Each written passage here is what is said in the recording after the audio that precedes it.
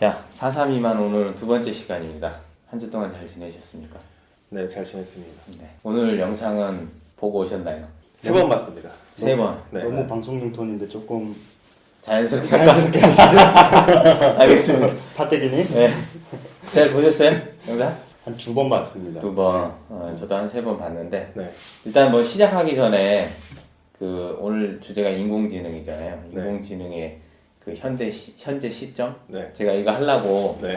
그래도 좀 이렇게 공부했어요? 생각을 좀 해갖고 왔어요. 아, 뭘 할까? 공부를 안 했고. 공부를 하지 않고 그냥 있는 그대로 우리가 할 거니까. 네. 그래서 보니까 이제 소프트웨어적인 거, 그다음에 하드웨어적인 거, 뭐 대충 하드웨어적인 거 얘기하자면 현 시점에서 네. 로봇들 그 영상 아마 보신 분들 많이 있을 것 같은데 보스턴 다이나믹스인가 거기서 만든 로봇 영상 보신 적 있으세요? 어떤 로봇이 로봇이죠? 뭐예요? 어떤 로봇이요? 그 강아지 같은 로봇이 아, 발로 차도 안 넘어지고. 안 넘어지고 막 아, 가고 아, 요즘에 또 뭐 그 산업 현장에서 네, 이렇게 네. 가가지고 뭐 하는 네, 그런 네. 로봇들. 그렇죠. 하드웨어적인 그 로봇 발전은 그 보스턴 다이나믹스 영상을 보면 알 수 있을 것 같고 네. 그다음에 소프트웨어적인 그거 발로 차는 걸 보면 사람들이 그 기계인데 발로 차는 거 보면서 마음 아파하는 영상 네 봤어요? 맞아요. 봤어요? 이게 진짜 그냥 그 기계인데? 그 동물학대로. 동물학대라고 느껴 사람들이. 신기하다. 그거 막 하고 막 쓰러지고 막 일어나고 이거를 계속 지속적으로 보니까 사람들이 그거를 보고 동물학대했다는 감정을 느껴요. 신기하다. 그 영상도 되게 흥미로워요. 그러니까요. 그 인간이 유일하게 다른 뭐 무생물에게까지 감정을 느낀다고 이입한 거? 이입한다. 그렇다고 맞아요. 하더라고요.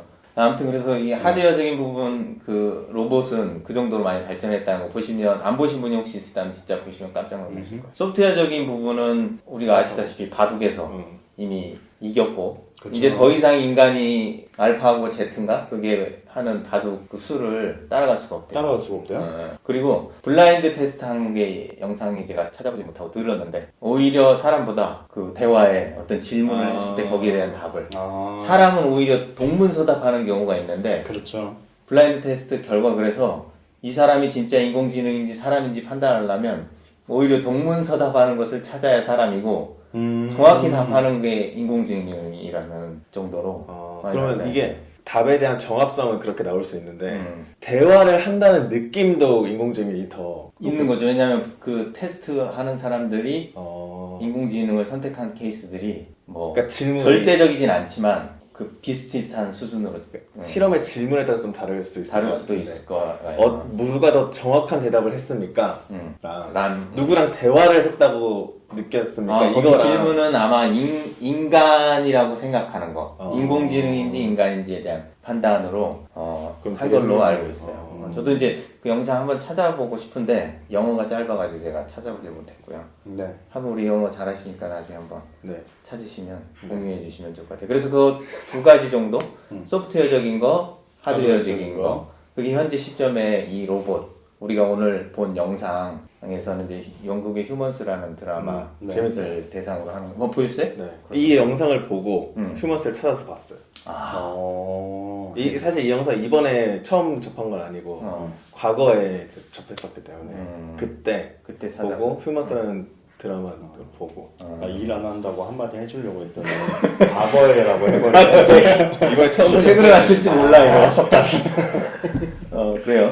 아무튼 그런 현재 시점에서 우리가 이제 질문을 한번 해보는 거죠. 첫 번째 제 질문은 네. 그러면 인공지능과 인간의 차이가 뭐라고 생각하는가? 지금 뭐 아까 말한 것처럼 인간보다 오히려 지식적인 부분에서 더 뛰어나고 인간보다 더 대답을 잘하고 대화도 훨씬 더 풍부한 내용으로 잘 대화를 되고. 하고 있어요.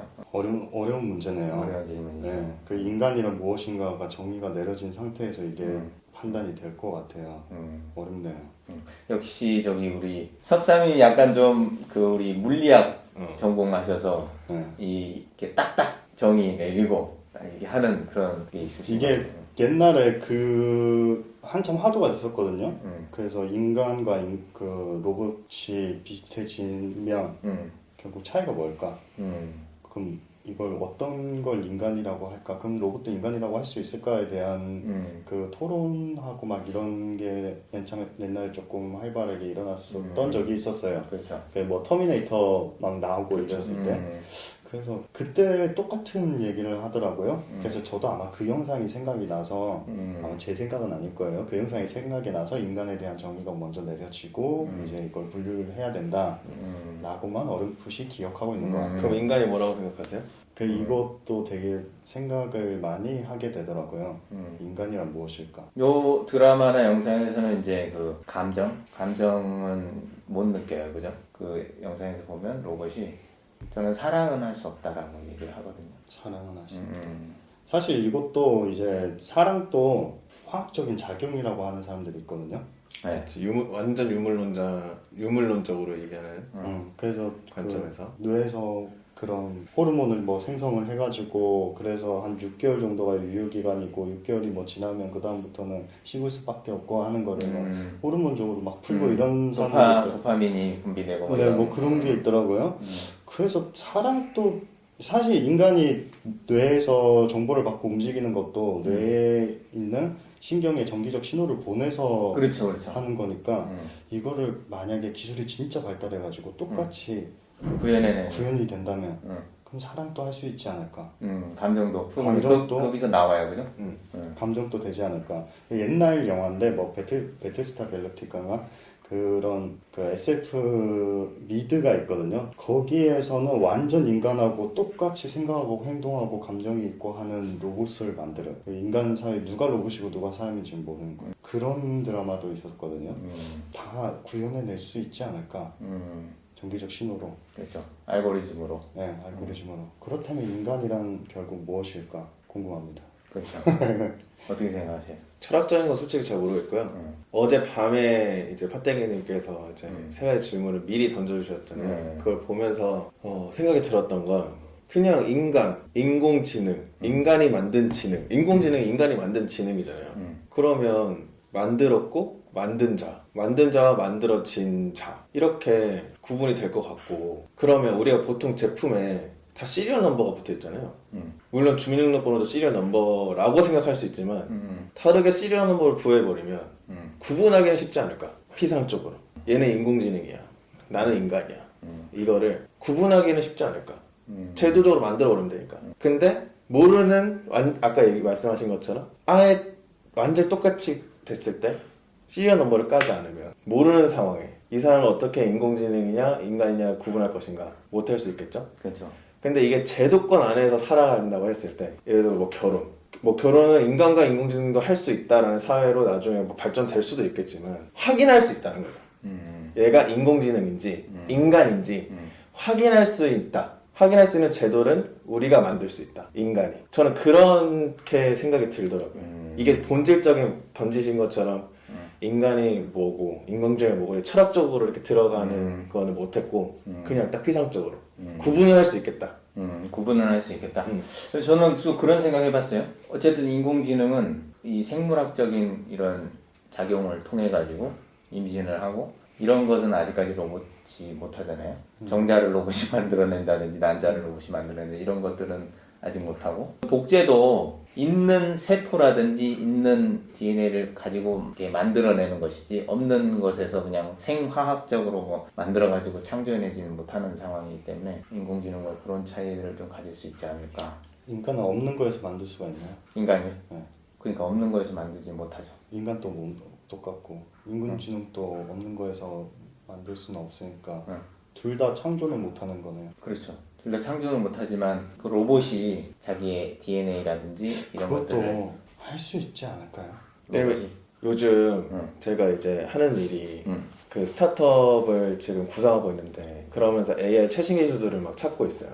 공교롭게 이제 AI 뭐 이렇게 잘 맞았는데 AI 그 프로그램 코딩을 하는 AI 이런 것들이 굉장히 많아요. 많죠. 그럼 AI가 AI를 만든다라고 생각할 수 있잖아요.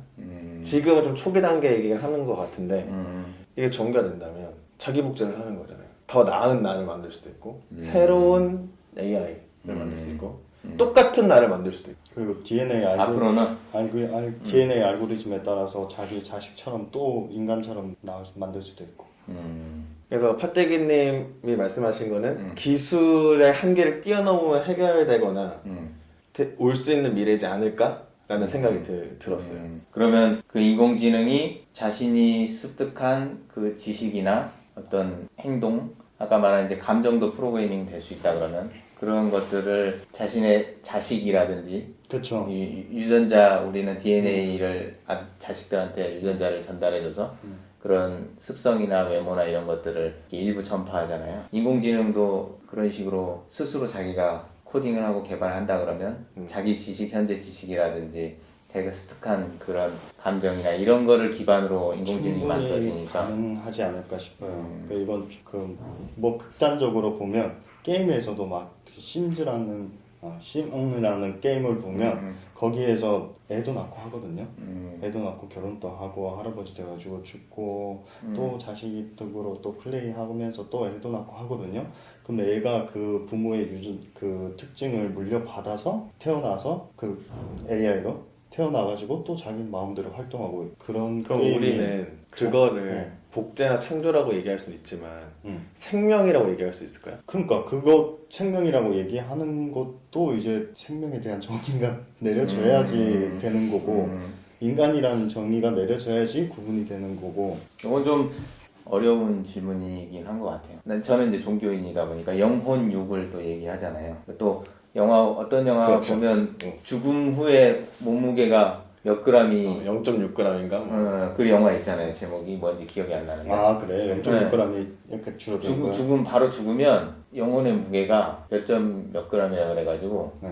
그게 딱 줄어든대요. 아, 그 질량이 있나 보다. 그러니까 그런 영화가 있어요. 예전에. 과학적 사실인지 몰라요. 예, 과학적 사실인지는 모르겠지만 그런 기반으로 해서 제목으로 해서 영화를 만든 게 있거든요. 재밌네요. 예. 그래서 영혼을 우리가 볼 수는 없지만 또 이제 죽으면 우리가 그걸 알게 되겠지만 어쨌든 그런 부분의 차이가 있을 수 있지 않나. 그건 이제 좀 의식이랑 또 연관된 거니까. 그렇죠. 그 데카르트가 나는 생각한다 고로 존재한다 얘기하잖아요. AI도 생각을 해 이제. 그렇죠. 얘도 존재해. 요즘 생각해요, 진짜. 옛날에는 인공지능이 예를 들면 고양이라는 사진을 계속 인공지능한테 보여준 후에 이게 인공지능이 고양이구나? 그럼 이제 다른 사진 딱 갖다 주면 이게 고양이인지 아닌지 이런 판단이었는데 이제 인공지능이 인터넷 세상을 스스로 돌아다니면서 사진들을 막 검색해서 얘는 고양이, 얘는 태양, 얘는 컴퓨터 이런 거를 스스로 학습하는 단계까지. 그러니까 이제 자료를 우리가 제공하지 않아도 지가 알아서 인터넷 세상 돌아다니면서 스스로 구별해내는 능력까지 갖춰지는 신기하네. 우리보다 더 잘하겠네. 그럼 이제 두 번째 질문으로 한번 넘어가 볼까요? 뭐였죠? 두 번째 질문은 드라마상에서 보면 그 엄마는 이렇게 피곤하기도 하고 또 감정이 있어서 그날 기분에 따라서 애한테 책을 뭐 빨리 읽어주려고 한다든지 또 요리를 대충 한다든지 그런데 인공지능 로봇을 아빠가 사오죠. 근데 이 인공지능은 체력이라는 게 없잖아요. 배터리만 충전해주면 되니까. 그래서 계속 그 봉사를 하고 또 아이한테 맞게 책도 잘 끝까지 다 읽어주고 음식도 너무 잘하고 그런 인공지능이에요. 그래서 인간보다 일을 더 잘해요. 머리도 더 뛰어나요. 그래서 엄마의 빈자리를 이 인공지능이 채워주는 거야. 그리고 엄마보다 만족해. 거기서 보면 이제 이 엄마는 체력의 한계, 어떤 또 감정의 문제 이런 것들로 인해서 사람들한테 더 잘 못하고 그런 게 있거든요. 거기서 또 그런 장면도 나와요. 그 물리치료사가 그 아내를 물리치료를 해주고 남편은 이제 완벽하지 못한 인간이다. 자기는 그렇게 얘기를 하면서 나오는데 그 물리치료사는 아내가 그렇게 힘든 상황에서 이야기를 계속 들어주고 또 아내가 하는 일을 옆에서 도와주고 이러면서 아내는 또 감정을 느끼거든요. 감정이 없는 로봇에 대해서. 그거를 봤을 때 우리가 이 감정이라는 것이 로봇 지금은 인공지능과 인간을 구별하는 하나의 그 요소라고 볼 수 있는데 이 감정이 오히려 사람들에게는 힘들게 하기도 하고 때로는 좋게 하기도 하거든요. 그래서 이 감정에 대한 생각을 한번 나눠봤으면 좋겠어요. 감정이 우리가 살아가는데 도움을 주는 것인지 방해를 하는 것인지. 사실 전 그 장면을 보면서 아직 결혼을 안 했기 때문에 되게 씁쓸했거든요. 저도 그랬어요. 예.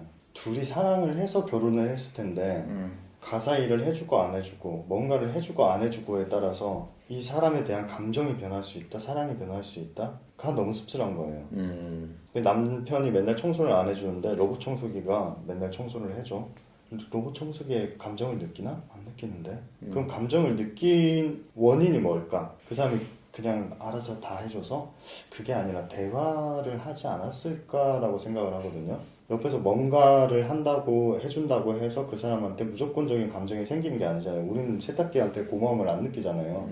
건조기에도 고마움을 안 느끼고 3대장이라고는 하지만 그러면 대화가 있지 않았을까라는 생각이 들어요. 대화를 통해서 감정이 싹트지 않았을까? 왜 감정이 싹트을까? 로봇은 무조건 자기 편을 들어주거든요. 자기가 힘들 때 자기 일을 대신은 해주거든. 그렇죠. 근데 대화가 없었다면 그냥 알아서 돌아가는 거라고 했다면 그러면 아무런 감정도 생기지 않지 않았을까? 라는 생각이 들어요.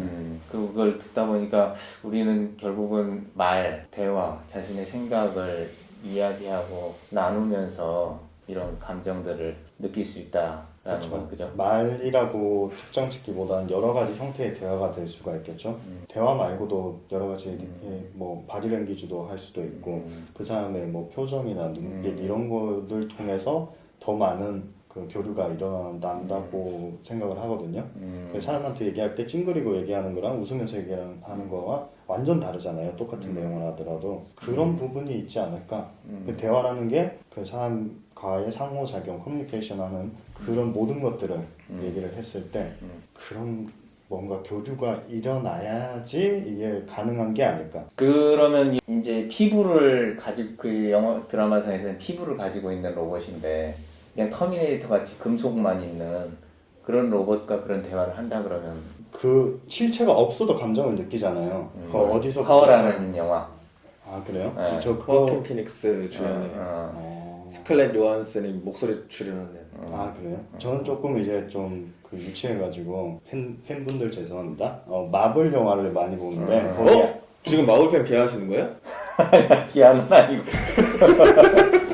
죄송합니다. 마블 영화에서 아이언맨 같은 경우 자비스하고 그 누구죠? 아이언맨하고 교류가 일어나잖아요. 그 자비스가 없을 때 엄청 안타까워하고 하잖아요. 그러고 대화만 하면 뭔가 커뮤니케이션이 이루어지면 뭐 감정이 일어나지 않을까. 거기서 우정이라는 감정이 없고. 그 감정이 없다. 어떨 때 보면 우리도 이제 사회에서 일과 사람을 분리해라. 뭐 이런 이야기들 많이 하잖아요. 그런 부분이 어떻게 보면 이제 그 사람이라는 게 그냥 물리적인 형상이 있는 그런 것을 분리하라는 게 아니고 이 감정을 배제하라라는 그 뜻으로 저는 조금 받아들였거든요. 그렇죠. 그래서 어떻게 보면 일할 때는 또 이 개인의 느끼는 감정 이런 거를 좀 최대한 떼낸다 그래야 되나? 억압한다 그래야 되나? 그런 걸 좀 했을 때 일의 성과들이 좀 더 잘 나오는 편이잖아요. 그죠? 그럼 로봇이 일 엄청 잘하겠네. 그래서 로봇이 잘하잖아. 씁쓸하다.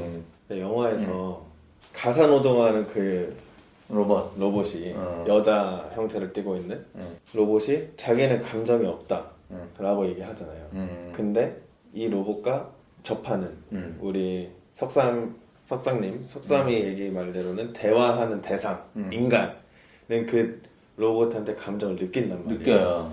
감정을 느끼는 거는 상대방의 감정의 유무와 상관없이 내가 어떻게 받아들이느냐에 따라서 느끼는 거. 그렇죠. 그래서 짝사랑이 있는 거죠. 그래서 짝사랑이 있는 거죠. 그럼 나는 어떤 거냐? 석삼이가 얘기한 것처럼 뭐 나한테 좋은 말을 해줘서 뿐만 아니라 내가 바라는 혹은 나의 아까 호르몬 자극 얘기했잖아요. 그 호르몬 자극을 시키는 반응을 상대방이 하는 거야. 그게 화가 될 수도 있고 부정적인 반응일 수도 있고 화나 이런 것처럼 혹은 뭐 요즘 막 차도남 뭐 이런 말이 유행했을 때도 있었고 나쁜 남자가 대세다 이런 것도 있다시피 꼭 긍정적인 반응이 아니라 내가 자극을 느끼는 행동, 대화, 표정, 제스처, 말투 이런 것들로 인해서 내가 느끼는 거죠. 우리가 느끼면 더 좋지만 내가 느끼는 게 감정인 것 같고 그럼 내가 느끼는 이 감정을 상대방이 몰라줬을 때 우리가 그럼 공감 혹은 동감이라고 하는데 공감하지 못했을 때 동감하지 않았을 때 상처를 받는데 그러면 그 로봇은 나는 감정이 없으니까 나는 너랑 어떻게 보면 공감을 못한다라는 얘기잖아요. 그렇지. 그런데도 사람들은 위로를 받는단 말이에요. 왜냐하면 이 사람이 공감을 하는 것처럼 행동을 하니까. 그렇지. 이 사람이 원하는 걸 해주니까. 공감을 하는 것처럼 행동을 하니까. 근데 이 사람은 이 사람이 아니라 그 로봇은 공감을 못 한다는 말이에요. 감정이 없으니까. 그러면 우리도 저는 이제 여러 번 우리 팥대기님이랑 석사님이랑 예전에 얘기했을 때 개인적으로 공감에 대한 좀 스트릭트한 정의를 가지고 있기 때문에 공감력이 좀 떨어진다라고 얘기했던 적이 있는데, 근데 어떤 사람들 저를 보고 공감력이 뛰어나다라고 평가해주는 사람들이 있어요. 공감력이 뛰어나다라고 평가해주는 사람들이 있어. 그럼 저는 공감을 못하는 것 같다고 고백을 하는데 그 사람은 그렇게 느끼는 거잖아요. 왜냐하면 이 사람의 상황이나 이런 걸 이해하고 제 반응이 그 사람이 그렇게 느끼는 거니까. 그럴 수도 있고 기준이 다를 수도 있고. 다를 수도 있고. 그러면 우리는 실질적으로 공감을 바라는 게 아니라 그것도 역시 내가 공감받는다라는 감정을 바라는 게 아닌가. 말로든 행동으로든. 그쵸. 말로든 행동으로든. 그리고 그게 정말 같은 감정을 느끼는 게 아니라 이성적인 프로세스를 통해서 로봇이 하듯이 이성적인 프로세스를 통해서 이 사람한테 그렇게 보여지면 나는 공감받는구나. 긍정적인 소시오패스가 그러지 않나요? 그래요? 그래. 감정을 못 느끼지만 이게 이제 학습을 한대요. 소시오패스가. 이 사람이 이렇게 했을 때 좋아하는구나. 이거를 학습을 해서 그런 비슷한 상황이 벌어지면 그런 비슷한 행동을 하는 거예요. 말도 하고. 그래서 소시오패스들이 이 사회적으로 성공할 확률이 되게 높다고. 왜요? 왜 그런 걸 쳐다보는 거예요? 아니 너무 대놓고 까가지고 마블 소시오패스라고. 마블 팬들한테 빨리 사과하세요. 갑자기 아까 사과했는데 죄송합니다. 어쨌든 뭐 감정이 우리가 살아가는데 도움을 주느냐 아니면 오히려 방해를 하느냐, 이 부분은 참 지금 던진 주제에 대해서 우리가 한마디도 안 한 것 같은데. 한마디도 안 해서 따지겠네. 다시 한번. 그러니까 이제 아예 사람이 없고 그런 감정이 없는 인공지능들만 살아가는 세상이라고 한다 그러면 되게 좀 우리가 봤을 때는 약간 좀 무미건조하지 않나. 삭막하다고 느끼죠. 좀 그러지 않나. 되게 재밌는 것 같아요. 감정이라는 게 어떤 데는 독이 되기도 하고 득이 되기도 하는데 감정이 없으면 우리는 인간미가 안 느껴진다고 하잖아요. 그러니까 감정이 있어야지 인간미가 느껴진다고 하는 거니까 나쁜 것만은 아니지 않을까. 그럼 모든 게 이제 좋은 게 있으면 나쁜 것도 있고 하니까. 그렇죠? 네. 그렇게 생각해요. 네. 나쁜 건 아니고. 그렇게 마무리하시는 걸로. 네. 답이 있는 건 아니니까. 그렇죠. 이제 세 번째 질문 넘어갈게요. 이거는 개인들의 정치 성향에 따라서 약간 좀 의견이 갈릴 수도 있어요. 그래서 극한 감정의 토론은 자제하기 위해서 상대방의 의견을 얘기하다가 멱살 잡을 수도 있죠 뭐. 그런가? 싸우는 장면 우리가 편집하겠습니다. 세 번째 질문 이거예요. 이 인공지능은 로봇에 이제 이식된 인공지능은 이제 앞으로 나오기 시작할 텐데, 이거는 일반인들이 소유하기는 굉장히 고가의 제품들이잖아요. 보스턴 다이나믹스 말한 그 애완개도 한 마리에 1,몇백만 원인가 뭐 이렇게 엄청 비싸다고 제가 알고 있는데, 인간형 로봇은 이제 더 비싸지겠죠. 그런데 이제 이런 인간형 로봇들이 인공지능이 일을 하잖아요. 인간의 일을 대체하잖아요. 그런 일들을 대체하기 시작하면 결국 굉장히 부유하고 권력이 굉장히 높은 위치에 있는 사람이 아닌 일반인들은 점점 일자리를 잃어가고 그러다 보면 부의 불평등이 더 심하게 나눠질 것이라는 게 이제 예측이 된다는 거예요. 그랬을 경우에 보통 사람들, 사회, 경제적으로, 예술적으로 이런 영향력을 전혀 미칠 수 없는 사람들에 대해서 어떻게 할 것인가. 그래서 저기 이제 영상에서는 로봇을 소유하고 있는 사람이 많은 부를 결국은 벌어들일 거기 때문에 그 소유에 대한 세금을 내자는 거예요. 우리가 비싼 자동차 가지고 있으면 더 많은 세금을 내는 것처럼. 그리고 그렇지 못한 이제 점점 여기를 더 보고 말씀하시면 왠지 이쪽이 반대할 것 같아가지고 설득 위해서 보시는 건가요? 아니야. 그런 거예요? 아니고요. 죄송합니다. 그래서 그런 사람들한테 생활을 할 수 있게끔 네. 기본소득. 기본소득 그런 것들에 대해서 어떻게 생각하시는지 한번 의견을. 그게 되게 재밌는 게 옛날 역사적으로도 일어났던 일이잖아요, 사실. 그 산업혁명이 일어나고 나서 러다이트 운동. 러다이트 운동. 그러니까 산업혁명이 일어나서 지금 블루 컬러들. 그러니까 기계화되면서 블루 컬러들이 대체가 많이 됐다라고 얘기를 하잖아요. 그렇죠. 그래서 기존의 블루 컬러들이 우리 일자리 다 없애진다라고 해가지고 러다이트 운동 혹은 러다이트 혁명이라고 하는데 기계를 다 때려 부셨어요. 영국에서 일어났던 맞아요, 사건이. 맞아요. 기계들을 다 때려 부수는 운동 혹은 혁명을 일으킨 거죠. 근데 이게 순식간에 진압이 되고 그때도 똑같은 이야기가 나왔다는 거죠. 블루 컬러. 지금은 화이트 컬러가 대체될 것이다 라고 얘기를 하는 거고. 그렇죠. 아무튼 그래서 저는 똑같은 현상이 일어나지 않을까. 이미 우리는 겪었어요. 그래서 좀 더 슬기롭게 그거를 할 수 있지 않을까. 그리고 그때 그렇게 혁명을 일으켰던 사람들 다 어떻게 됐을까? 그냥 패배자로 살았을까? 그러니까 패배자란 말은 그냥 그 자기의 시대에 빠져가지고 인생을 허비하다가 아무도 모르는 곳에서 죽지 않았을까? 아니요. 걔는 그 사람들 분명 잘 살았을 거예요. 그 사회에 적응을 하면서.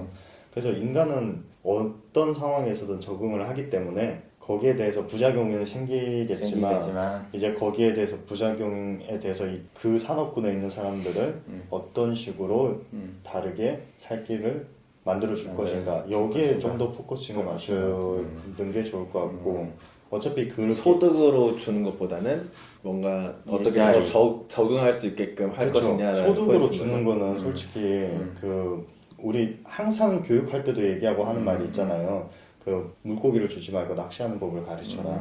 그거랑 똑같은 것 같아요. 소득으로 주는 거는 그냥 그 단기간의 현상에 대해서 빨리 이거를 뭐 어떻게 해보려는 가장 기초적인 수법인 것 같고 그 다음에 근데 방법을 주는 거죠. 물고기는 한정적인데 옆에서 폭탄을 던져가지고 물고기를 다 잡아버리고 막 그물을 막 던져가지고 막 다 잡아버려. 그렇죠. 내가 물고기 잡는 법을 배워도 내가 가지고 있는 어떤 장비나 그럼 처한 환경의 어려움 때문에 그 사람이 많이 경쟁이 안 되는 거지. 그렇죠. 그럼 그 사람이 물고기를 많이 잡으면 그 물고기가 많이 잡혀 있으니까 옮길 사람이 필요하겠죠. 그래서 그 물고기를 손질할 사람이 필요하겠죠. 얼마든지 다른 방향으로 다시 전환을 할 수가 있잖아요. 그리고 자신은 왜 폭탄을 던져서 물고기를 잡는 사람이 되지 못할 거라고 생각하는 거죠. 가 있고 그리고 무조건적으로 이것만 해야 되가는 아니고 물론 말씀하신 그 기초소득 이런 것들은 어느 정도는 해줘야 된다. 왜냐면 삶을 그렇게 최소한의 것은 해줘야 된다. 최소한의 것은 해줘야 된다. 그 사람이 바로 이렇게 할 수 있는 누구나 사람은 배우는데 시간이 걸리고 적응하는데 시간이 걸리는데 그 시간을 사회에서 이거를 딱 해놓고는 네 알아서 해. 이건 좀 아닌 것 같아. 무책임한 것 같아요.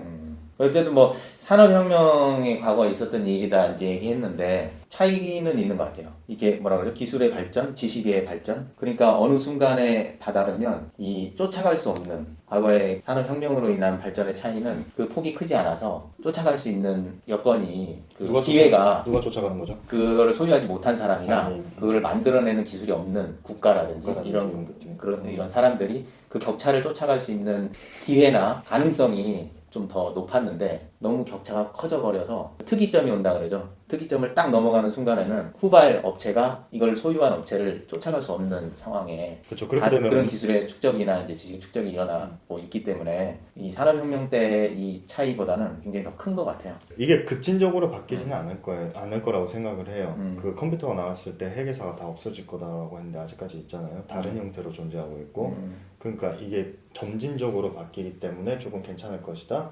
그리고 한 가지 더는 우리가 거기에 대해서 말씀하신 것처럼 경각심을 좀 가져야 되는 것 같아요. 경각심을 가지고 그 못 따라오는 그 국가나 개인이나 이런 것들에 대해서 끌어올려줄 수 있는 교육도 필요하고 그 다음에 아까 말씀하셨던 기초소득 이런 것도 필요한 것 같아요.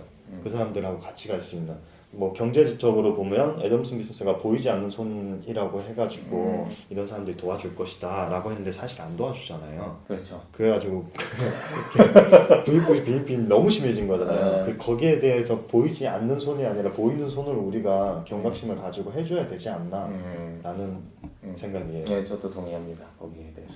어떻게 생각하세요?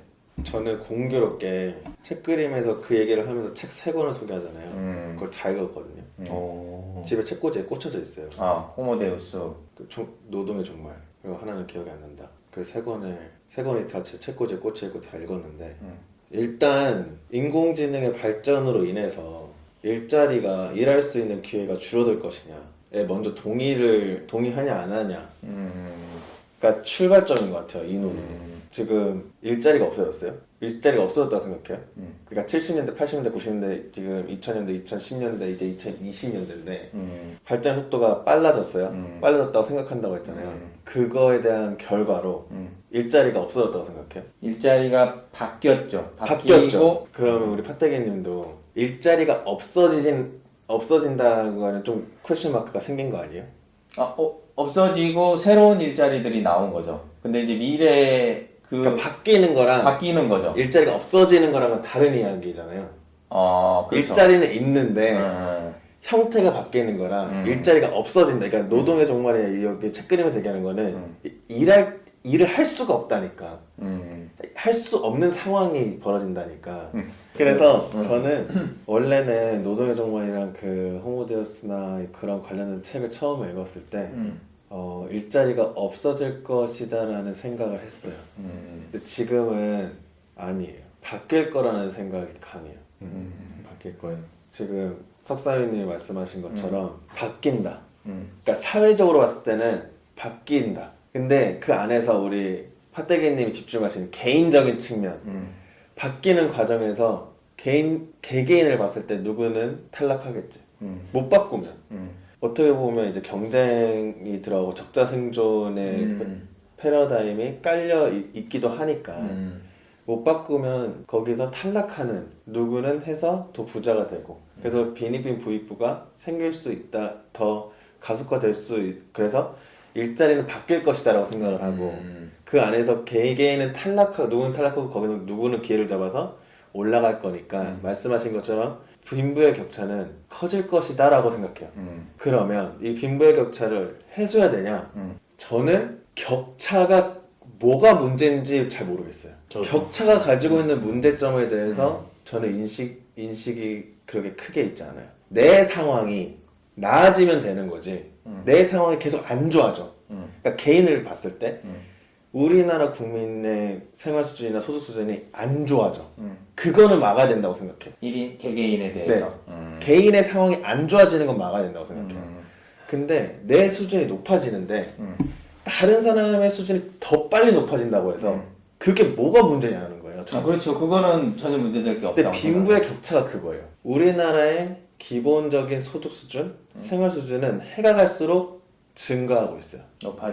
높아지고 있어요. 그러니까 옛날에는 삼시세끼 먹는 걸 걱정했다면 지금은 영화를 못 보니까 걱정하는 거야. 얘는 뮤지컬 보는데 난 뮤지컬 못 보니까 걱정하는 거라고 저는 생각해요. 상대적 박탈감 때문에. 지금은 다 밥을 먹어요. 예전에는 밥을 라면만 먹었다면 지금은 쌀밥을 먹어요. 내일은 삼찬이 나오는 밥상을 전 국민이 가질 수 있는 환경으로 나아가고 있어요. 그러면 격차가 뭐가 문제냐라고 저는 생각해요. 이건 비교의식에서 나오는 거지. 그렇죠. 격차를 해소해야 된다는 거는 어떻게 보면 제가 기업가라면 저는 로봇을 내겠어요. 왜냐면 내 제품은 구매력을 생각할 수밖에 없어요. 그래서 빌 게이츠가 로봇셀을 제일 처음 얘기하는 사람 중에 한 명인데 물론 그분은 이제 빌 게이츠 파운데이션을 설립해가지고 아프리카나 이런 쪽에도 관심 많으신 분이지만 기본적으로 기업가기 때문에 이 두 마리 토끼를 다 잡는 생각을 했을 거라고 저는 생각하거든요. 우리 제품이 내가 파는 제품이 10만 원이야.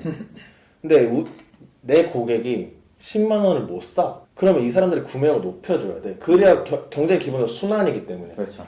그러니까 나는 세금을 많이 내서라도 이 사람들의 구매력을 높이는 거에 일조하겠다. 저도 그게 맞다고 생각해요. 라고 생각할 수 있을 것 같아요. 그런데 그거는 경제 논리에서 경영자들 혹은 돈이 많이 가진 사람들의 어떻게 보면 이것도 이기심이죠. 이거를 통해서 그들이 자율적으로 판단하고 선택할 수 있는 영역에 놓여져 있는 게 맞다라고 저는 개인적으로 생각하고 그걸 출발점 아까 얘기한 것처럼 격차에 대한 문제의식이 저는 크지 않아요. 그러니까 또 우리가 시간을 잘 지켜야 되는데 오늘 벌써 50분이 지났네요. 그러니까요. 오늘 30분에 되면 딱 오늘 끊어야 되나? 주제는 여기서 마무리하도록 하겠습니다. 네. 수고하셨습니다.